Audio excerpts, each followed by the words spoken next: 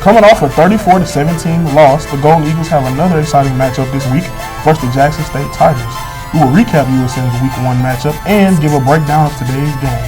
Also, we have an exclusive interview with the man responsible for all our stadium tunes this year, DJ Kujho. All of this and more on today's episode. This is Hubcity Gameday.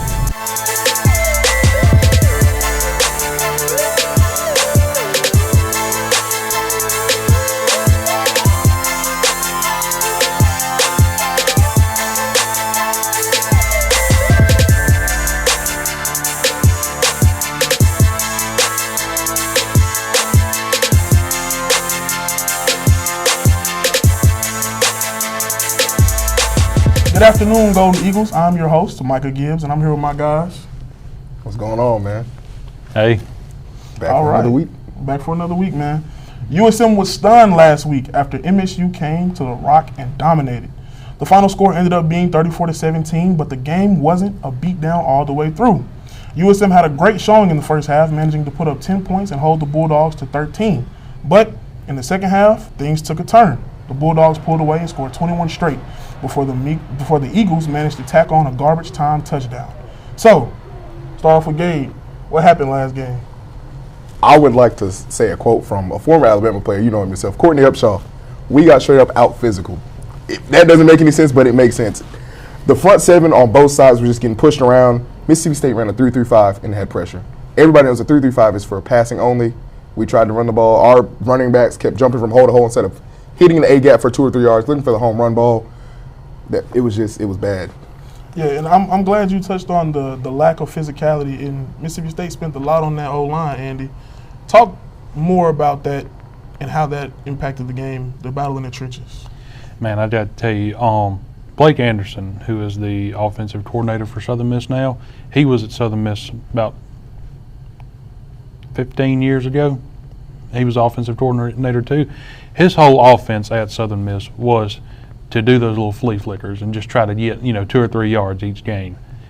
And that does not work on Mississippi State. It does not work on ACC teams. It worked back then because we played in Conference USA, and there's nothing wrong with Conference USA. We just had less quality teams on the schedule. We played UAB. We played UCF, who was not a top team at the time. We had Army on the schedule.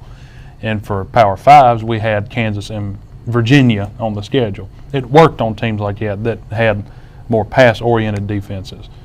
But it didn't work yesterday or Saturday on State. And even trying to pass, it still didn't work on State's defense. And State's offense took a great hit on our defense trying to pass it, because you'd look on the left side, man would be right wide open. On the right side, you got Southern guys doing their job. So it's a lot that's going to take some getting used to for the next game. Yeah, and I'm glad you kind of touched on the pass defense. We saw Mississippi State kind of attack Josh Moten, which is something that I didn't expect them to do, but they didn't attack him in the air, they attacked him on the ground.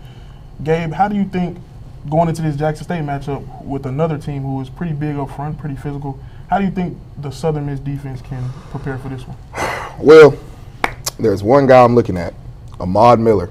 Man had 10 carries for 172 yards. Now, then again, it was against Hampton, so I'm not saying we're Hampton, but I'm not saying we're not, because our run defense was definitely abysmal. He ran the ball 10 times for 172 yards. And it wasn't a blowout game. It was just 10 whole carries. They were thrashing the ball. They have a 3-headed monster at running back rotating. They're going to look big on Josh. He's an undersized corner. If you're going to have a corner that's going to tackle somebody, you need a Patrick Surtain type of guy, 6'3", 6'2", bigger guy. We're going to have to load the box, especially on his side, because they know when they see number 1 on the field, they're going to follow him wherever he goes. If he goes to the bench, they're going to follow to the bench. He goes to the locker room, gets something to drink, they're going to follow him there. He goes to his house, they're going to follow him there. Wherever he is on the field, they're going to follow him. So our defense has to find a way to game plan against him and just be able to let him do his job as a corner. Yeah, of course. And Andy, coming to you, what are your opinions on this Jackson State game? How can USM come out with a win? It's going to take a lot of defensive work and offensive work. You got to, if we're going to throw it, we got to make sure everybody's doing their job. We got to make sure we catch Jackson State lacking. I hope I use that term right. If the defense has really got to watch out for Jackson State. This is the fourth matchup between Southern Miss and Jackson State. 1987 was the big game. That was the first time a historically wide institution and an HBCU ever met in Mississippi. They're 3-0 against us. They're looking for a win this year. You know, last year 12-2, won the Celebration Bowl. They are the reigning Black College national champions. Excuse me. And it's a great story you can never overlook. Now, they've never ever scored over 7 points on us. First matchup 17-7. The last two matchups 55-7. This is not a game we can just overlook. This is not just another regular FCS game. You know, if we were playing Mercer or Nicholls State, you could say that, but you cannot say that for Jackson State. This is a team that we've got to get the run offense going. We got to get the pass offense going. We got to get the pass defense going. And if we don't, this could be the first FCS upset that we've seen since 1987. Well, Andy, about the pass defense, Jacobian Miller, their quarterback, is what I would say a pure runner. He had 42 yards scrambling, only 143, I believe, yards passing, 15 for 30. It's half, 50%. So it's not bad to say, but it's not good either. So they're probably going to focus on the run game. Or I'm not going to say probably. They are going to focus on the run game. Might see a couple options. So maybe the 3-3-5 defense that we try to run does come into play, but we should probably switch to a 4-3 a little bit more, get a little bit faster edge guys. Like I know we had a bunch on the goal line, which that's a horrible idea. You don't want your skinny guys on the goal line, right? But they should get a lot of play time this week. Maybe, hopefully, get in the backfield more. Yeah, and I do expect them to rotate a lot of guys this week because week one was a game where you kind of got to shake some things up. You come into week one excited about the guys that you have, and, a game like that happens and you think, okay, maybe we need to make some adjustments. But to wrap up this segment, I'll give my little 2 cents because I am a Jackson native. And like Andy said, this team has the potential to beat us. I've watched this team. I've watched this team recently under T.C. Taylor, and T.C. Taylor has done a great job in not only creating the team, but he's done a great job of building a culture. That Jackson State team has swagger. They have confidence, not only in the FCS, but against everyone else. They're going to come in here, and they're going to come in here with a point to prove. It's not we're the FCS school and this is Southern Miss. It's no, we're going to beat Southern Miss because we're Jackson State. We're going to take our check and we're going to take the win. Exactly. We're going to take our check. We're going to walk in your trap and take over your trap, essentially. But after this break, we will see some sights and sounds from a hometown legend, DJ Kujho. Make sure you stay tuned. To make sure our futures took off, we joined the Mississippi Army National Guard. With part-time service, we were able to get paid training in the aviation field. We learned skills that helped us get started down the path to a great civilian career. And this is just one out of the hundreds of jobs the Mississippi Army National Guard can train you for. You can learn a trade and earn money for school, all while serving close to home and being there for your community. See what your future could look like by going to nationalguard.com/MS.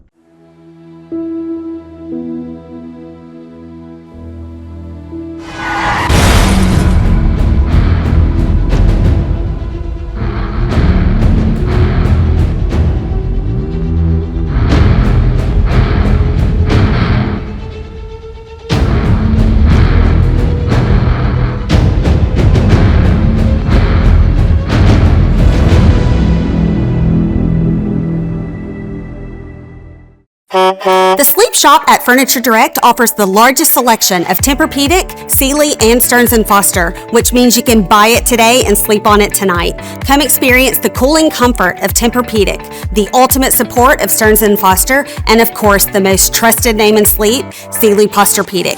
Why settle for less when you can sleep on a Sealy for $4.99, plus get the sheets and pillows for free? The Sleep Shop at Furniture Direct in Hattiesburg, Columbia, and Laurel. Now, JSU is known for their sound. The sonic boom always keeps the vibes up, but here at Southern Miss, we have someone who keeps the vibes just as high. This summer, I sat down with DJ Kujho and had a chit-chat about him, his life, and how he got into DJing. Take a look.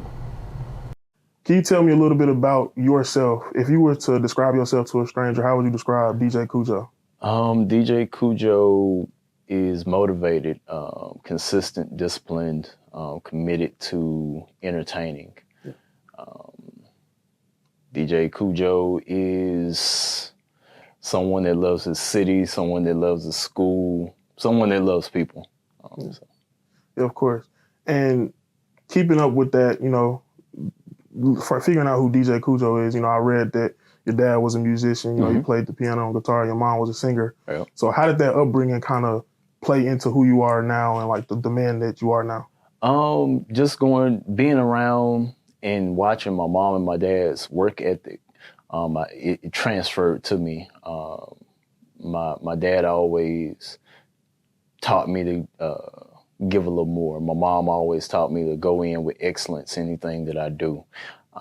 So being around them and their love for music just transferred to me. Although I didn't get the playing gene, my daughters did. I didn't.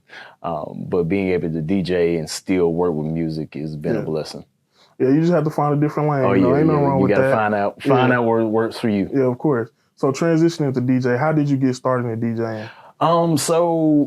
I actually started DJing the day that Michael Jackson passed, my official time. This is before your time, but we used to have this thing called LimeWire and Napster and BearShare, and I was one of the only people that had a laptop, which is crazy. And I would go around Jones, USM, Pearl River, and I would be the person that burned CDs. Michael Jackson passed away, and I would do mixes as well, like mashups that you see on TikTok and social media now. I did that back in the day. And I did a Michael Jackson mix. And the person that y'all know me as is Kujho on the campus of USM. My big brother, DJ Sweat, was the Kujho of our time. And he was at the club. He was like, I'm going to play it. And he ran it like twice. And I think he was getting ready to move up north. And me, him, and two of my other partners, Rob and Nelson, we were at his house and put the mix out. He played it at the club. It went crazy. It's actually where Nostalgia is, Club Nostalgia is. It was called Club Palace then. And he played it at Club Palace, and it went crazy, and the rest is history. Yeah, that's great to see. So just a little bit more about DJing. How does it feel to be up there? When you're up there, when you're looking at the people, how do you feed off of that crowd, and how do you carry on that vibe? DJing is about energy, and energy transfers. If I'm showing energy and playing music that I'm vibing, I go out, look out and see a student or see a mom or see a auntie or see a dad, and they're bobbing their head. All right, I'm in the right zone. For the full-length interview, visit our YouTube at Southern Miss Student Media Center. Now, it's time to take a look at some games around the horn from last week.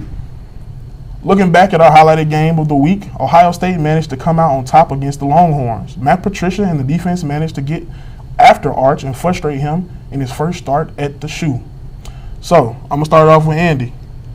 How pivotal was it for that Ohio State defense to get pressure on Arch and frustrate him in that game? I like how you calling at me out first because I picked Texas to win.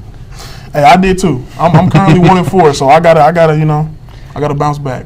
Man, there's been a lot of hype around Arch Manning, and we did see him a little bit last year against a few teams, but just not.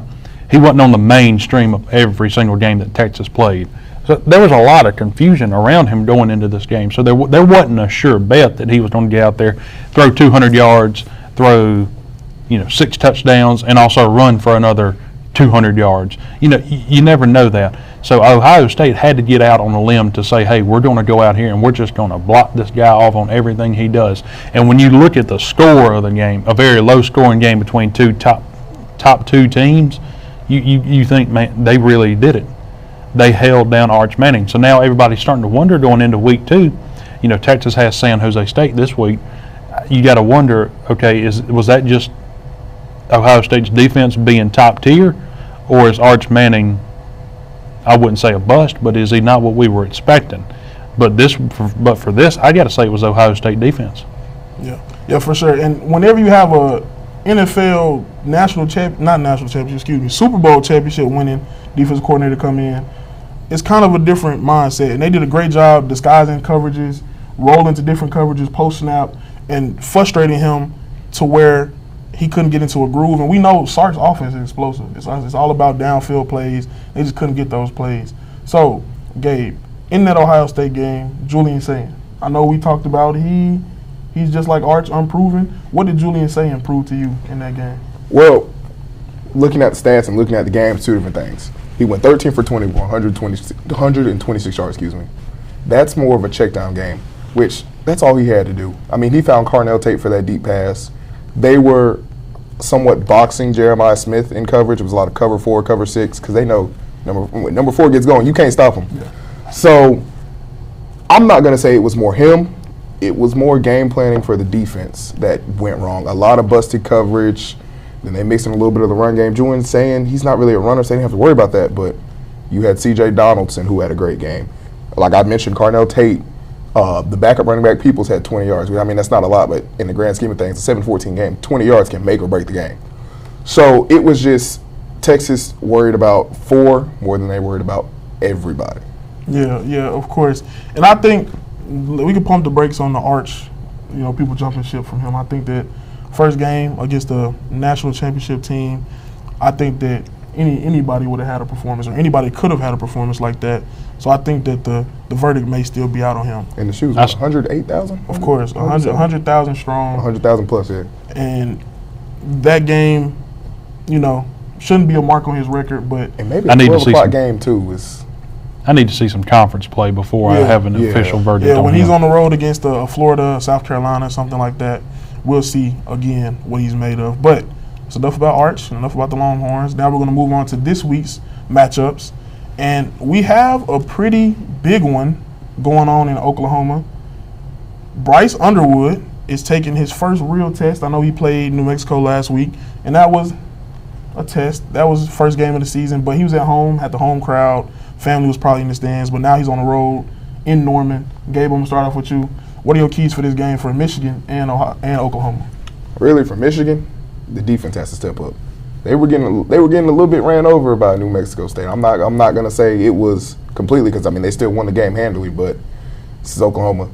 Their one key that nobody has had any reason on, we're still getting reports as of this morning, is Jaden Ott, their star transfer. We've seen what he can do at Cal.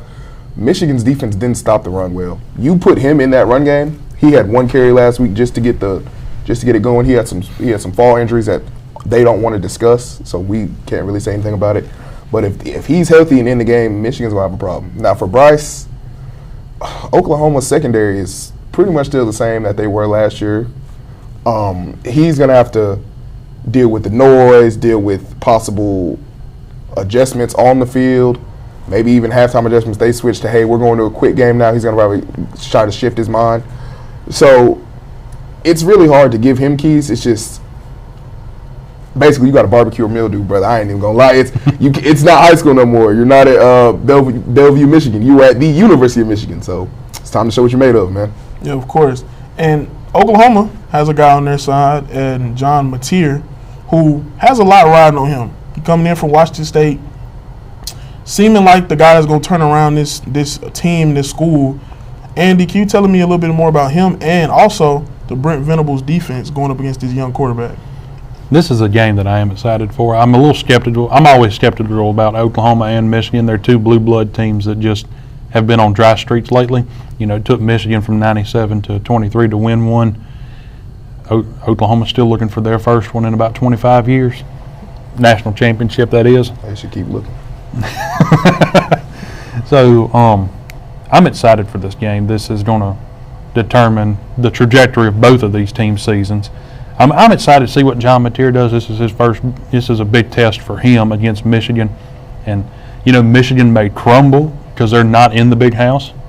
Oklahoma may crumble with Michigan defense, and they may crumble with Bryce Underwood. But I'm excited to see, Brent Venables. I'm not going to talk bad about the guy. He's one of my favorite coaches in college football. But this is the year he's got to turn everything around at Oklahoma. His first year, they had the first losing season since the 1990s. Then the second year, they go 10-3, but their worst losses were to Kansas and UCF. Kansas was so bad that Kansas admin put on Twitter during the game, through the first quarter, hey, y'all, we'll let you into the stadium for free. We're winning. That's a true story. I did not even know that till we started. But, yeah, they said, hey, y'all come watch. We're beating Oklahoma. Yeah. And then last year was not a good season, other than beating Alabama. I'm sorry. It was rough. It was rough, though, and it's rough for Brent Venables right now. And I know he's had some personal problems. That has nothing to do with his coaching ability, though. I'm kind of scared for him. I think Oklahoma's defense needs I know they have to show up for this game. They have to play hard, play strong, and hang in there, or else Bryce Underwood's going to riddle them. Yeah, and I think that the main thing, like you said, is Brent in that defense. What can they come up with to kind of confuse this young quarterback? But we're going to pass it over to Gavin and them on the other TV. Gavin, how y'all feel about this game? Oh my God, man. Hey, ladies and gentlemen, let's go ahead and kick it right off. We're going to start with the Michigan versus the Oklahoma game. I feel like, for me, this game is going to be one in the trenches. Both teams have a really stellar quarterback, and both of them can put up good numbers. Bryce Underwood went 21 for 31 for over 251 yards passing with 1 touchdown. He showed me that he can limit the mistakes with the ball, but also Michigan also showed me that they have a run game. Oklahoma is the same way. They have a transfer from Washington State. That quarterback is really nice, 392 yards passing in the air, and they can also run the ball as well. Albia, how do you feel this game is going to come down to? What are the keys to you? The key players, I believe, will be Bryce Underwood, obviously, Keontez Lewis, Mason Thomas. He's a season pass rush specialist, poised to pressure. And then you got, Bryce Underwood again. All right, bet. Appreciate you that, Albia. That's a really good point right there. Cam, how you feeling about this game, man? For me, what's Justice Haynes going to do? Everybody saw what Michigan did last week in the past game with Bryce Underwood doing what he did. But, can we get the run game going? Now, when you look at who both teams played last week, they both played teams that would be considered lesser competition. But can both teams come into this matchup against bigger, better competition and do the same thing? Hey, I like that. That's how it is. I feel like it's going to be a real key thing. I feel like if both defenses show up, this is going to be a real good game. It's not going to be a shootout, but it's going to come down to who wins the trenches and who's going to make the least amount of mistakes. That's right. Kick it back over to you fellas at the desk. Appreciate you, Gavin. So, moving on to our next game. This one, so we talking about a team that just stung us. MSU versus ASU, Arizona State versus Mississippi State. I'm going to come to you, Andy. What does Blake Shapen have to do to win this game for the Bulldogs? I say if he gets out there and does what he did against Southern Miss, he'll win the game. This is a big opportunity for Mississippi State to send a message. I am sorry. They looked good against us last weekend. We didn't lose that game last weekend because we were a bad team. We come out firing strong and looking good. We did offensive things that ain't happened in a few years, and Mississippi State did it too. They looked really good against us, and like I said, I know we're a group of 5 team, but whenever a group of 5 team comes out fighting and you fight just as hard back and you win the game, that sends out a message. And can you imagine Jeff Lebby and the boys beating up on Kenny Dillingham in Starkville? Yeah, that'll be crazy. It's going to be this is a big game, big deal. I'm looking forward to it. I think State has what it's got, or State's got what it takes to beat Arizona State. Arizona State, they've had some, last year they made it to the playoffs, but they did have some trouble in there. There were close games, some losses. They're not going to be an undefeated team. I think this is the perfect opportunity for State to make it to the top 25 in a while, and this could be the year. This could be a year for Mississippi State. I'm not going to say the year; it could be a year. So this game has big implications behind it, just like Michigan and Oklahoma. I'm excited to see it. Yeah, and it's not easy to play at Davis Wade. I sent a clip earlier on social media of Arizona State with the cowbells at practice. Preparing themselves to go up against the Bulldogs. So the only mistake they made with that, though, is they had them little bitty children's cowbells. It was only like 12 or 13 of them. They had an assortment. Imagine about 50,000 of them guys doing that the whole time. Different sizes of cowbells. Hey, ain't nothing gonna be louder than what they got on the speakers. Our guy last week, Cage, he says they have new speakers that will play the cowbell sounds. You don't even have to worry about the actual cowbells. Shout out to the technology, man. Makes college football better. Yeah, of course. But moving back to the game, a key person that was out in that playoff run was Jordan Tyson. So, Gabe, can you tell me a little bit about him and the Arizona State offense with him and Sam Levitt going into this game? Well, now that Mr. Wannabe Heisman, Cam Scatterboo, is gone, it's on Jordan Tyson. I don't know if he switches numbers. I believe he's still 0. 0 needs to touch the ball 100 times. And with that being said, it's easier said than done because Jet Jefferson, Mississippi starting cornerback that we didn't see last week, he's still on the bubble, most likely going to be out. They don't have him. I don't think Keely Jones and the guys can really stop him. we didn't have a tough time passing on him. But, you know, Jordan Tyson, he's more of an explosive guy. You're going to throw the ball deep with him. Can Mississippi State hang with him? I don't know. Because, like I said, we didn't throw the ball deep a lot. We didn't get the I mean, we had that one tight end pass that kind of went, so that could be something. But really, honestly, I'm more worried about State's offense taking the pressure off Chapin with the run game and neutralizing Arizona State's pass rush. Because we know Sam Leavitt, Kenny Dillingham, they got something cooking. If Sam Leavitt's going to run the ball for 100 yards, we've seen him do it plenty of times. So it's not can State stop them, it's can State keep up with them. Yeah. I like that you mentioned that defense because Mississippi State's offense, they did show that they can run the ball. The running back showed great vision last week against Southern Miss, and I know Davon Booth with 80 yards. Yeah, and I know that we are seen as lesser competition to a team like Mississippi State, but the running back's vision and the patience they showed and the way they bounced the runs outside really showed me that they have a good ground game. That O-line investment paid off, and this is a SEC O-line. This is what you would look for and see in the SEC offensive line, defensive line. But the O-line looks a little different, though. Blake Steen is still on the bubble for injury. Still, if he wasn't playing last week, they didn't look like they didn't need him. He started the first half. They looked like they didn't need him last week. So he wasn't there the second half, so apparently he still managed to, the offensive line still managed to come together and, create good yards on the ground.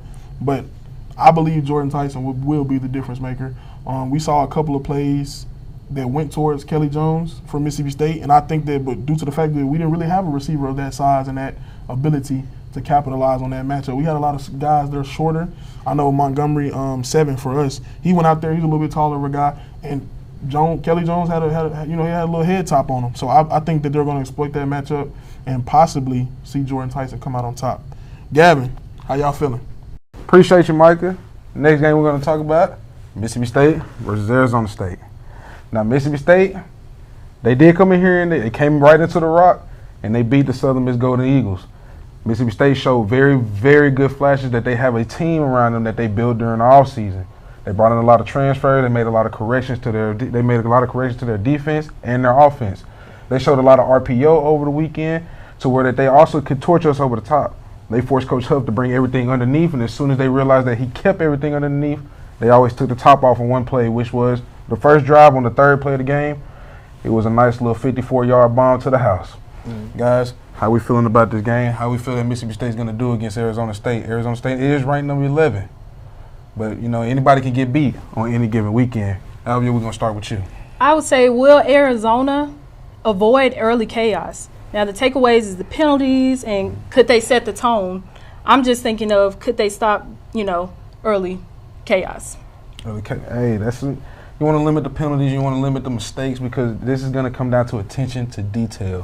How you feel about it, Cam? To start off, to add on to what Alvia said, whenever Mississippi State came here to the Rock, they did get a lot of penalties that I feel like held them back from taking more chances in the end zone. They kicked a lot. They settled for a lot of field goals because of penalties that were very easily avoidable. And then when you go over to Arizona State, they're ranked tied. To a lot of people, this is Arizona State's game to lose. So it's all up to me, one of the most underrated quarterbacks in college football right now, in Sam Leavitt, to prove himself and to help his team prove themselves to the country. Hey, that's a really, really, really good point. Now, I just feel like with me, just not only have both teams showed us really good flashes on the passing game, the run game, on defense that they can show up and show out. It's just that I feel that Mississippi State, for them, what is going to test them is that they're DBs, they're secondary. Is their secondary going to show up? Because Arizona State has a very, very stellar wide receiver who is coming back right off an injury. Ladies and gentlemen, I just feel like Mississippi State, this game is going to really come down to the defensive side of the ball. What team is going to not make the mistake? No penalties, no PIs, none of that. I just feel like if Mississippi State defense, their defense shows up and, they do what they have to do, the DBs show up and play how they played in the Rock against the Golden Eagles, I feel like Mississippi State could get the job done, man. We could be smelling an upset alert on Saturday now. You never know. Any given Saturday, anybody can get beat. Ain't that right, Alvin? Yeah. Arizona is favored to win, but Mississippi State still have home advantage. So I believe it's going to be a physical game, just without the penalties. Yeah, absolutely the same way. Let's kick it back over to the guys at the desk. All right, thank you, Gavin. That was a great analysis of the games coming up. Now, to wrap up our show, we'll do our predictions, but we're going to have a special guest today, DJ Kujho. The man, the myth, the legend will be in the studio to talk about these games. To make sure our futures took off, we joined the Mississippi Army National Guard.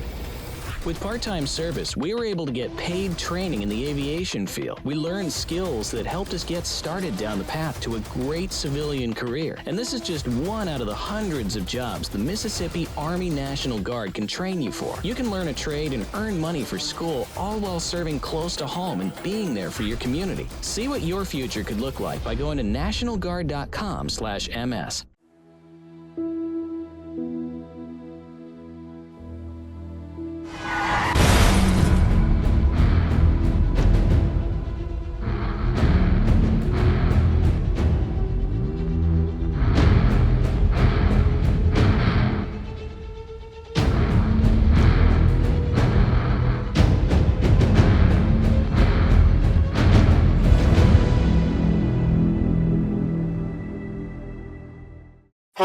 The Sleep Shop at Furniture Direct offers the largest selection of Tempur-Pedic, Sealy, and Stearns & Foster, which means you can buy it today and sleep on it tonight. Come experience the cooling comfort of Tempur-Pedic, the ultimate support of Stearns & Foster, and of course, the most trusted name in sleep, Sealy Posturepedic. Why settle for less when you can sleep on a Sealy for $4.99, plus get the sheets and pillows for free? The Sleep Shop at Furniture Direct in Hattiesburg, Columbia, and Laurel. See the game day, and as you can see, we have a very special guest here, my good friend DJ Kujho. How you doing, sir? Man, I'm good. How are you good? So can you please tell the people a little bit about yourself, the ones that don't know? I'm DJ Kujho. I am the official DJ for the University of Southern Mississippi. I've been DJing for the school for 15 years, born and raised in Hattiesburg, went to Southern Miss, went to Pearl River, went to Oak Grove. Just pretty much Hattiesburg and black and gold through and through. Yeah, and that's what this show is about, black and gold through and through. And I'm glad you said that because that's going to start off our first game prediction. Now, earlier, Friday, there was a post on Eagle Post talking about Jackson State fans and the etiquette of them, and it was very stereotypical, based about black people and some stereotypes that aren't true. And I feel as a native of Jackson, somebody who grew up watching Jackson State, grew up going to the vet, grew up in that environment, that is not true to the Jackson State fans. And we as Hubcity Gameday host, anchors, analysts, and USM students do not agree with that sentiment, whether it was for jokes and laughs or not. We do not agree with that sentiment, and we do not stand for that here on Hubcity Gameday. Hey, man, to rule out all the professionalism, Mr. Rye Stanford, buddy, you got your 15 minutes of fame, about to give you 15 more. You just don't make comments like that, no matter what school we're playing. We could play in Princeton, Harvard, Jackson State, Alabama State, Southern, it doesn't matter. Everybody's gonna do anything. The comments about the chicken, Micah, we've been at games before where people will give us plates of chicken, just plates of anything, talking about don't go through tailgating. That's what tailgating is for everybody to fellowship, everybody to enjoy. Then the commentary made about the seats at the game. People do it all the time. People do it no matter if you're at Jackson State, like I said, you're in Alabama, it's gonna happen. You don't make comments like that because you're playing at HBCU school. And as a person from Montgomery, Alabama, an HBCU, probably an area, I take offense to it too. The comment about the Challengers, I drive a Challenger myself. I'm in a car club with mostly white guys at that. Not saying he was a white guy that said I don't know what race he was, but you just don't make comments like that, dog. You don't do it. And also as a lifelong Golden Eagle, I cannot speak for the entirety of the fan base, especially the person that made this post, even if they are not a true Southern Miss fan, and I cannot believe that they are making that post. But I do not agree with that. As a Golden Eagle fan, I would expect that 100% of the fan base does not agree with that, and we do not support that. And usually Southern Miss is one of the most welcome people. I transferred from Troy, coming up to Mississippi. I got family in Meridian, but I'm I don't know about Hattiesburg. Open arms from any race, any gender, whether sexuality, everybody. We're just an inclusive community. For that comment, it doesn't seem right. Say Hattiesburg has been home. It's a melting pot. It's gumbo. I have supporters from all ethnic backgrounds, all socioeconomic backgrounds, and that post was horrible. Yeah, and like I said, we at Hubcity Gameday and we at USM obviously do not share that sentiment. And for somebody to insinuate that about some good people in Jackson is messed up. But that's a great segue for my pick. I'm rolling with them Tigers, man. That's my hometown. I'm a little bit fueled by some comments, and I think Jackson State will be fueled by those comments as well. Kujho? I'm Southern Miss, man. Okay, I don't even know why you asked me. It's black and gold all day. And the crazy thing is, my mom went to Jackson State. My wife is a double graduate of Jackson State. So if y'all are in the student section and you see a young lady in blue and red or blue and white, that's my wife sitting next to me. So don't say anything too crazy. That little split household, going on. Gabe, how you feeling, man? You know, I want to root for Jackson State, but I just can't because, like, USM, you know, they are the bigger program. They're coming off of embarrassing loss. They were big men on campus. This week, people thought I'm a football player because I wear my Southern Miss track stuff. You know, every athlete has the same stuff. And they're like, what happened at the game? I'm like, I was just on the field taking pictures. So pretty sure those guys have heard more about it. I got to go USM. It's time to wake up. Andy? This is a big rivalry game, and a lot of people don't want to say that Southern Miss has a rivalry with an FCS school. This is a rivalry. These are two of the top teams in the state. I know people don't say Ole Miss and State are, but yeah. Everybody cares about them. Southern and Jackson State are two of the coming up ones, and Jackson State coming off of a great season last year, 12-2, the reigning Black College National Championships champions. Excuse me. This is a great team. You can't overlook this team. It's not going to be an easy win for Southern Miss, but it is going to be a win for Southern Miss. So give me the Golden Eagles. All right, now moving on to our next game. This was the highlighted game of the week. We have U of M versus Oklahoma. Andy, we're going to start down on that side. I got to tell you, man, Bryce Underwood coming into Gaylord Family Oklahoma Memorial Stadium. It's not going to be an easy game. You know, I got confidence in Brent Venables and the Sooners. I just don't have very much hype on Mateer as the quarterback. Yeah. And I hate to go against the SEC because that's always a curse.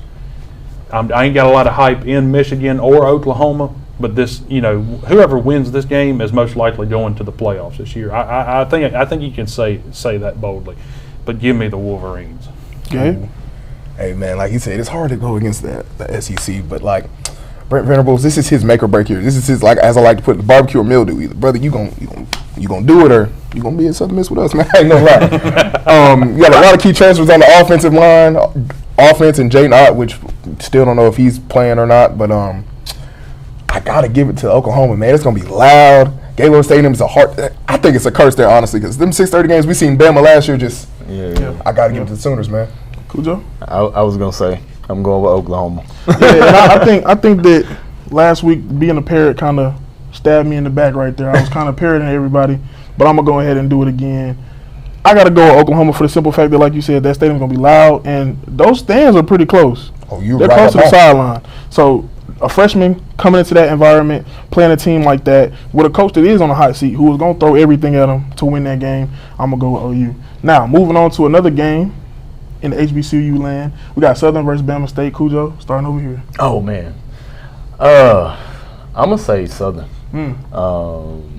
Southern has always had a rich tradition of hard hitting football, so I don't see Bama State dealing with them. Okay, Gabe. Man, you know, from the gut, man, I gotta go with my boys, Bama State. They played UAB close. If it wasn't for a couple penalties and a couple missed tackles on the run defense, you gotta give it to Bama State. So I feel like they can continue that, and I gotta go with my Hornets, man. Andy? This is another one that's hard for me to predict because Bama State's one of those that can sneak up on somebody. I believe they've had a little bit of hardship in their teams lately, but if I'm not mistaken, isn't one of the coordinators or assistants for Southern Fred McNair? I believe so. I believe so. I think so. The head coach for former head coach for Alcorn, and you saw how good Alcorn was under Fred McNair. Yeah. Got to go with the Jaguars. Yeah, and I'm going to go ahead and go with the Jaguars. But for one player, and I'm glad Gabe pointed out that tackling in the run game, LSU transfer, Mr. Trey Holly, I believe. But I know his last name is Holly. The game he played against NC Central, he torched them on the ground. And I think that his addition to that team just makes them so much more explosive. It's going to give them the edge against Bama State. So give me Southern. Moving on to our next game, we got Arizona State versus MSU. Gabe, I'm going to start with you. The Bulldogs came in here. They whooped up on us, but it's fine. We'll bounce back. How do you feel about this game? They can't be too confident. They can't. Now, they got the blackout uniforms. They're going to have the lights for the first time. That's going to be nothing. When you give Jordan Tyson the ball, there's nothing you can do. Like we talked about, Jefferson will be out.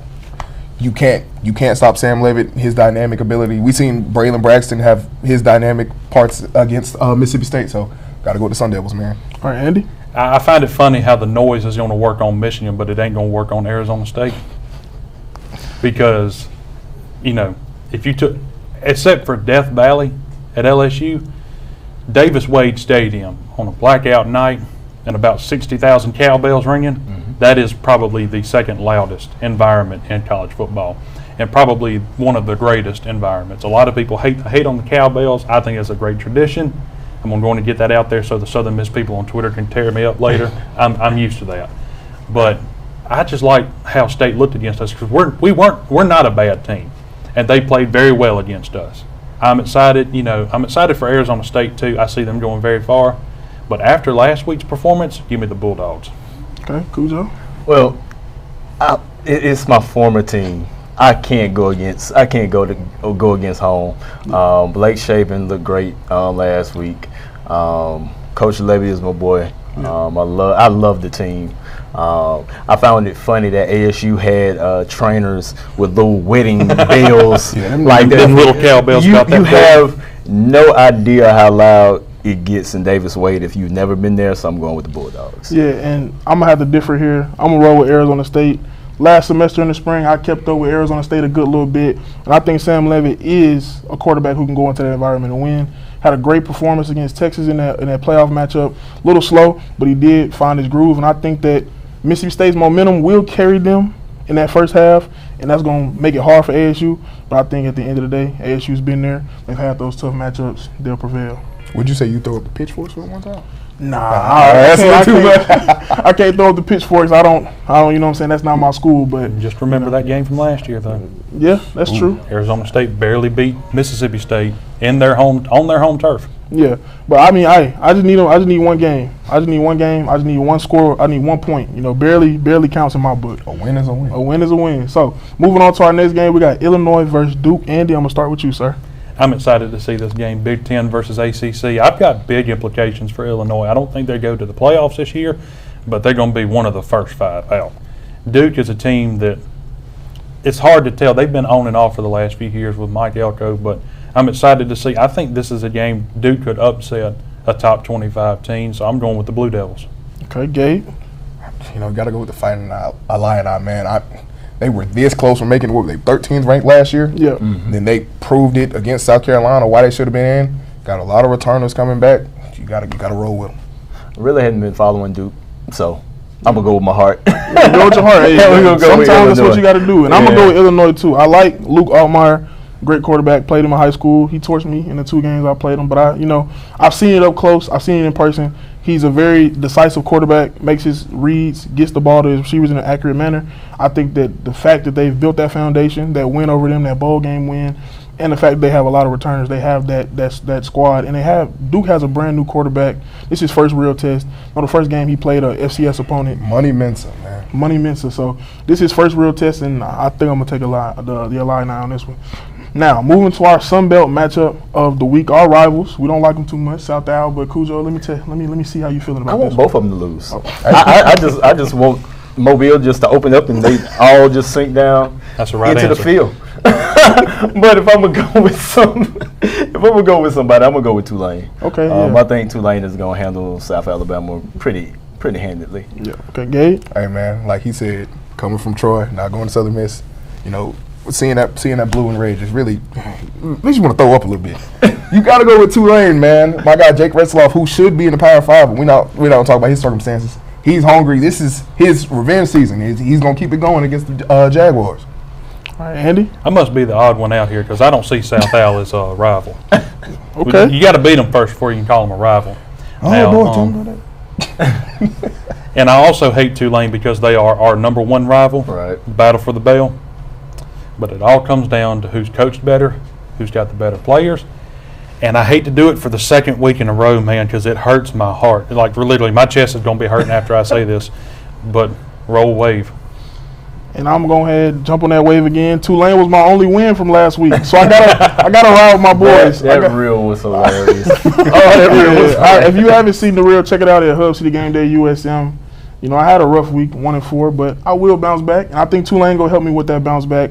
I think, as we talked about, Summerall, the head coach, he had a statement talking about you don't mess with New Orleans. He's already adapted that culture. I think that team has adapted the city of New Orleans, and that's going to prevail them a lot this season. Just having that community and that camaraderie and the whole city behind them is going to push them to a lot of victories. There's a song that says, it takes a lot of water to wash away New Orleans. South Al is not that water. They don't have it. They don't have a chance. So, last game here, Kansas versus Mizzou. Gabe, finish this segment off. How we feeling, Kansas or Mizzou? Hey, you got to go with the SEC, man. Listen, Bo Perbula, he's a little bit dynamic. Kansas struggles with the run game. We've seen them against the FCS team. They just act like they couldn't tackle. I mean, they got Jalen Daniels, but it's on that Kansas defense to step up, and I don't think they can do it, man. Give me the Tigers, man. Get my boy Khalil Jacobs out there. Okay. Andy? Like he said, like we said a while ago, it is hard to go against the SEC. But I really like Jalen Daniels. He's not a Heisman level quarterback, don't get me wrong. But I've been watching the man for the last couple of years, and that is he's a good quarterback when you give him the ball and give him an open receiver. So I'm going with Jalen Daniels and the Jayhawks. Okay, Kujho. Missouri was in the gray area last year a little bit. I think they stepped it up this year, so I'm going to go with Mizzou. And I'm going to go ahead and go with Mizzou as well. I think that Jalen Daniels has proven he's a great quarterback, but that stock has been just slowly declining. Injuries have definitely hindered his career so far, and I don't think this is the game for him to bounce back against the Mizzou team. He's been in college since I was in like the 11th grade, dog. He's a good quarterback. But yeah, injuries have definitely played a part in that decline, but I think Mizzou is going to come out with the win. So, that is going to do it for us on this episode of Hubcity Game Day. We hope you have enjoyed, and we hope you are ready to watch some Southern Miss football today. Again, I'm your host, Micah Gibbs, here with my guys. Man with the plan, Gabe Calhoun. Andy B. And our special guest, DJ Kujho. Thanks for stopping by. Man, appreciate y'all having me. Of course. So, thank you for tuning in. This is Hubcity Game Day.